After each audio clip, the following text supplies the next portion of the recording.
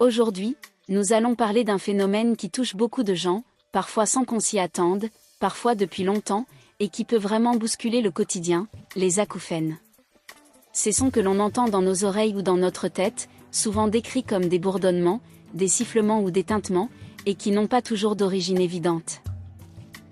Pour mieux comprendre, il est utile de regarder les causes possibles, et on peut les aborder un peu comme une enquête douce, pas pour se culpabiliser, mais pour observer ce qui se passe et trouver des pistes pour mieux vivre avec. Premièrement, il y a ce que l'on appelle les causes physiologiques, liées directement à l'oreille ou au système auditif. Cela peut être une exposition prolongée à des bruits très forts, comme lors d'un concert ou dans un environnement de travail bruyant, ou encore des épisodes répétés d'infection de l'oreille, des bouchons de cérumen qui viennent comprimer certains mécanismes délicats, ou des troubles plus spécifiques comme une perte auditive liée à l'âge.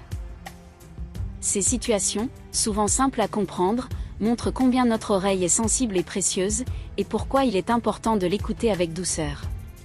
Deuxièmement, il existe des causes liées au mode de vie et au stress, parfois moins évidentes mais tout aussi réelles. Par exemple, des périodes de tension prolongée, des nuits trop courtes, des changements importants dans la routine ou même la consommation excessive de caféine ou d'alcool peuvent influencer la manière dont notre cerveau interprète les sons et amplifier ces bourdonnements intérieurs.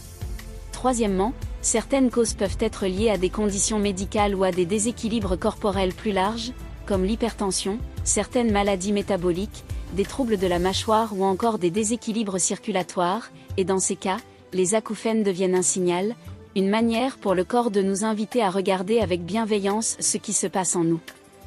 Et puis, il y a toutes ces petites nuances du quotidien que l'on ne soupçonne pas toujours. La fatigue accumulée, la surstimulation numérique, le manque de moments de silence ou de respiration, qui peuvent rendre ces sons plus présents et plus insistants. Ce qui est important, c'est de comprendre que chaque expérience est unique, et qu'il n'y a pas de jugement à avoir, juste une observation attentive, un dialogue avec son corps, parfois, un accompagnement adapté avec des professionnels qui écoutent vraiment.